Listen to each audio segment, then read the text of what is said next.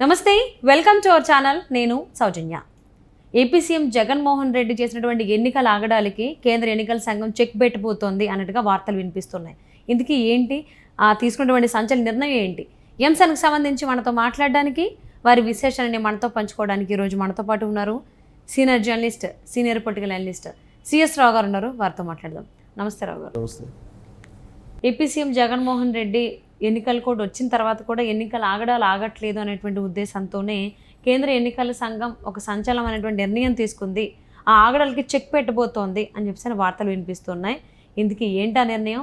Check పెట్టడానికి ఏం చేస్తోంది కేంద్ర ఎన్నికల సంఘం? సో ఎన్నికల సంఘం తాజాగా తీసుకున్నటువంటి సంచలన నిర్ణయం డెఫినెట్గా జగన్మోహన్ రెడ్డి ఆంధ్రప్రదేశ్లో ఏం చేస్తున్నాడు అనే దాని మీద కూలంకుషంగా అధ్యయనం చేసిన తర్వాతనే ఆ నిర్ణయం తీసుకొని ఉంటుందని చెప్పి మనం భావించాల్సి ఉంటుంది. ఇటీవల కాలంలో జరిగినటువంటి పరిణామాలను కనుక తీసుకుంటే నరేంద్ర మోడీ సభ జరిగింది. నరేంద్ర మోడీ సభకి ఏ విధంగా లా అండ్ ఆర్డర్ డిస్టర్బెన్స్ జరిగింది, సెక్యూరిటీ ఏ విధంగా ఇవ్వలేకపోయారు అనే దాని మీద సీరియస్ చర్చ జరుగుతుంది. దాని మీద ఆల్రెడీ రాష్ట్ర ఎన్నికల సంఘం ఒక నివేదికని కేంద్ర ఎన్నికల సంఘానికి పంపించింది. దాన్ని పరిశీలించిన తర్వాత కేంద్ర ఎన్నికల సంఘం సంచలనమైనటువంటి నిర్ణయం తీసుకుంది. సో ఆ నిర్ణయము జగన్మోహన్ రెడ్డి ఎన్నికల కోడ్ వచ్చిన తర్వాత కూడా చేస్తున్నటువంటి కొన్ని అతిక్రమిస్తూ, ఎన్నికల కోడ్ని అతిక్రమిస్తూ చేస్తున్నటువంటి పనులకి చెక్ పెడుతుందేమో అనేటువంటి ఒక ఆశ అయితే ఇప్పుడు విపక్షాల్లో కనిపిస్తుంది. ఆ మేరకు కేంద్ర ఎన్నికల సంఘం వల్ల సీరియస్ నిర్ణయం తీసుకుంది. ఏంటి ఆ నిర్ణయం అని అంటే, 3 సీనియర్ ఐఏఎస్ ఆఫీసర్స్ని పరిశీలకులుగా రాష్ట్రానికి పంపిస్తూ ఉంది. ఆల్రెడీ వాళ్ళని కేంద్ర ఎన్నికల సంఘం రివ్యూ మీటింగ్లో కూర్చోబెట్టి రాష్ట్రంలో ఉండేటువంటి పరిస్థితులు ఏంటి ఆంధ్రప్రదేశ్లో, వాటిని ఏ విధంగా కంట్రోల్లో తీసుకురావాలి అనే దాని మీద వాళ్ళతోటి మాట్లాడింది. వచ్చే వారం వాళ్ళు ఆంధ్రప్రదేశ్లోకి అడుగు పెట్టబోతున్నారు. సో వాళ్ళు ఎవరెవరంటే 1987 బ్యాచ్కి చెందినటువంటి retired IAS Ram Mohan Mishra 87 batch retired IAS. అలాగే ఈయన పరిశీలకుడు. అలాగే 1984 బ్యాచ్కి చెందిన రిటైర్డ్ ఐఏఎస్ దీపక్ మిశ్రా ప్రత్యేక పోలీస్ పరిశీలకుడిగా. ఈయనేమో ప్రత్యేక పోలీస్ పరిశీలకుడిగా అంటే పోలీసులు ఏ విధంగా యాక్ట్ చేస్తున్నారు అనే దాని మీద పరిశీలించడానికి ఒక రిటైర్డ్ ఐఏఎస్ అధికారి 84 బ్యాచ్కి సంబంధించినటువంటి దీపక్ మిశ్రాను అపాయింట్ చేసింది. సాధారణ పరిశీలకుడిగా రామ్ మోహన్ మిశ్రాను అపాయింట్ చేసింది. ఇక 1983 బ్యాచ్కి చెందినటువంటి రిటైర్డ్ ఐఏఎస్ అధికారిని నీనా నిగమ్ ఈమెని ప్రత్యేక వ్యయ పరిశీలకులుగా నియమించింది. ఖర్చులకు సంబంధించి ప్లస్ ఏ విధంగా జగన్మోహన్ రెడ్డి డబ్బులు పంచుతున్నాడు, విచ్చలవిడిగా డబ్బులు పంచుతున్నాడు, వాలంటీర్ల వ్యవస్థను ఉపయోగించుకుని వీటన్నిటికీ ఒక సపరేట్గా ఒక పరిశీలకులు. అంటే 3 పరిశీలకులు, సీరియస్ పరిశీలకులు. అందులో పోలీసుల వ్యవహరిస్తున్న తీరు మీద అబ్జర్వ్ చేయడానికి ఒక ప్రత్యేకమైనటువంటి పరిశీలకులను పంపిస్తున్నారని అంటే కేంద్ర ఎన్నికల సంఘం ఆంధ్రప్రదేశ్ విషయంలో, ఆంధ్రప్రదేశ్లో జరుగుతున్నటువంటి పరిణామాల విషయంలో ఎంత సీరియస్గా కేంద్ర ఎన్నికల సంఘం ఉంది అనే దానికి నిదర్శనం ఈ డెసిషన్. కేంద్ర ఎన్నికల సంఘం తీసుకున్నటువంటి డెసిషన్. ఎందుకు ఇంత సీరియస్ డెసిషన్ తీసుకోవాల్సి వచ్చింది అని అంటే, రీసెంట్గా జరిగినటువంటి సంఘటనలు తీసుకుంటే నరేంద్ర మోడీ వచ్చి చిలకలూరిపేట సభ వెళ్ళిపోయిన తర్వాత, సభ ముగిసిన తర్వాత అసలు పరిణామాలు ఏంటి అనేది, అసలు ఎందుకు భద్రతా వైఫల్యం జరిగింది అనే దాని మీద క్షుణ్ణంగా అధ్యయనం చేస్తున్నటువంటి సమయంలోనే ప్రకాశం జిల్లాలో ఒక అతన్ని హత్య చేశారు, ఎస్సీకి సంబంధించినటువంటి సామాజిక వర్గం. అలాగే నంజాల్లో ఒక మైనారిటీని హత్య చేశారు, వైఎస్ఆర్ కాంగ్రెస్ పార్టీకి సంబంధించినటువంటి వాళ్ళే చేశారు. అలాగే పల్నాడులో తెలుగుదేశం పార్టీకి సంబంధించిన లీడర్ కార్ని తగలబెట్టే ప్రయత్నం చేశారు, రాళ్ళు దాడి చేశారు, నుజ్జు చేశారు, ధ్వంసం చేశారు ఆ కార్ని. ఈ 3 సంఘటనలు ఎప్పుడు జరిగినాయి? కూటమి ఏర్పాటైన తర్వాత నరేంద్ర మోడీ సభ జరిగిన 24 గంటల్లో జరిగినటువంటి సంఘటనలు ఇవి.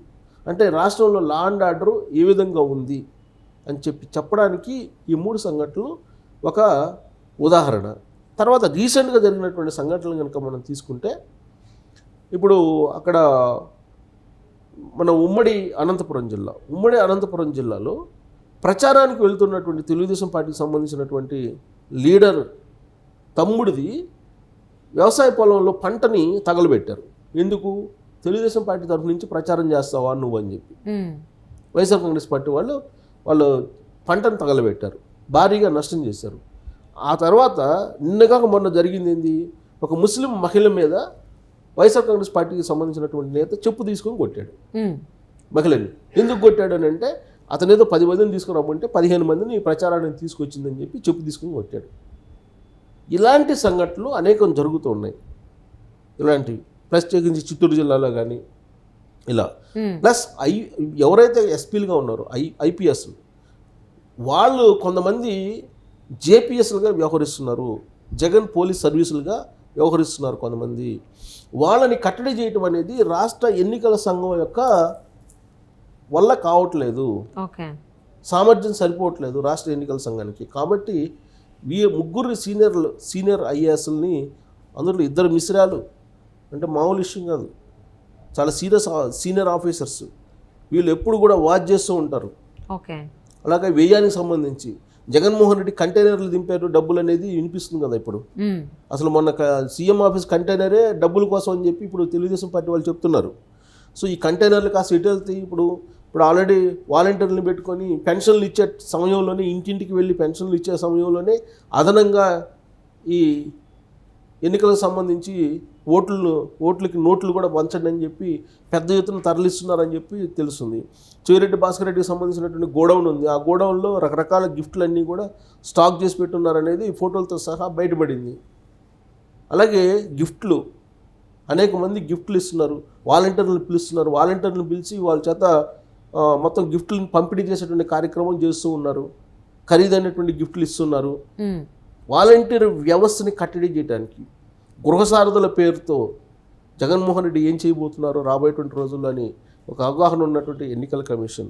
అలాగే ప్రతి బూత్కి 10 నుంచి 15 మందిని కొంతమంది టీంని ఏర్పాటు చేసి అక్కడ హింసాత్మకమైనటువంటి సంఘటనలు చేయడానికి కూడా అవసరమైతే సన్నద్ధమైనటువంటి పరిస్థితుల్లో కేంద్ర ఎన్నికల సంఘం మొత్తం అధ్యయనం చేసిన తర్వాత ఏపీలో ఉండేటువంటి పరిస్థితుల్ని ఒక సీనియర్ ఐఏఎస్ అధికారులని పంపిస్తున్నారు. వీళ్ళు వచ్చిన తర్వాత రాష్ట్రంలో ఉండేటువంటి పరిస్థితులు సమూలంగా మారేటువంటి అవకాశం ఉంది. అనేక మంది ఎస్పీలు, డీజీపీ కూడా మారేటువంటి అవకాశం ఉందని చెప్పి అంటున్నారు. సిఎస్ చీఫ్ సెక్రటరీ కూడా మారేటువంటి అవకాశం ఉంది అంటున్నారు. ఇంటెలిజెన్స్ చీఫ్ కూడా మారేటువంటి అవకాశం ఉంది అంటున్నారు. సో వాళ్ళు వచ్చిన తర్వాత ఇప్పటికే నివేదిక రాష్ట్ర ఎన్నికల సంఘం పంపించింది, ఒక నివేదిక. ఆ నివేదికను అధ్యయనం చేసిన తర్వాత ఇమీడియట్గా ఒక 2 ఎస్పీలను అయితే మోడీ రాక సందర్భంగా జరిగినటువంటి శాంతి భద్రతల విషయం వాళ్ళని సస్పెండ్ చేసే అవకాశం ఉంది అంటున్నారు. బట్ ఇప్పుడు రాష్ట్రంలో జరుగుతున్నటువంటి పరిణామాలను వీటన్నింటినీ కనుక గమనిస్తే విపక్షాల మీద దాడులు చేస్తున్నారు, అధికార పక్షం మీద దాడులు కాకుండా అనుకూలంగా వ్యవహరిస్తున్నారు.